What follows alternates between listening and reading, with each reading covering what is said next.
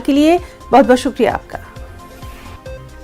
एक और अहम खबर, जम्मू कश्मीर के शोपियां में एक निजी गाड़ी में धमाका होने की वजह से 3 फौजी जवान जख्मी हो गए हैं। जख्मी जवानों को अस्पताल में भर्ती करवाया गया है। इस ताल्लुक से आईजीपी कश्मीर का कहना है कि धमाके की नौइयत का पता लगाया जा रहा है। धमाके की वजह से गाड़ी को काफी नुकसान पहुंचा है।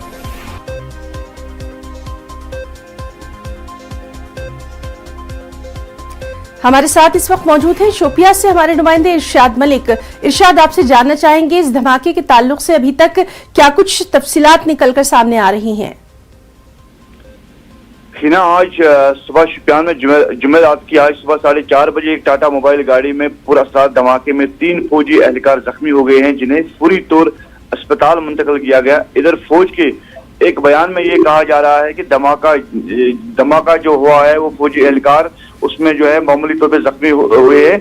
तो एक प्राइवेट टाटा मोबाइल गाड़ी जिसमें 15 गढ़वाल फौजी एहलकार के जवान सवार जब शोपियान से सैदो जा रहे थे, तो उस बीच गाड़ी में जोरदार धमाका हुआ, जिसकी वजह से 3 फौजी एहलकार जख्मी हो गए। जख्मी को इब्तिदाई इलाज के लिए श्रीनगर 92 बेस फौजी अस्पताल मुंतकिल किया गया ताकि इनका बेहतर इलाज किया जा सके। वही फौज के एक बयान में ये भी कहा जा रहा है कि इसमें बैटरी की खराबी की वजह से ये धमाका हुआ, जबकि हमारे पास ये भी खबर थी कि आईडी ब्लास्ट को प्लांट किया गया है, जिसकी वजह से ये धमाका हुआ है और उसमें 3 फौजी जो एहलकार है वो जख्मी हो गए। जी इरशाद, बहुत बहुत शुक्रिया आपका तमाम तर जानकारी के लिए। सियासत की दुनिया से आज की बेहद अहम खबर।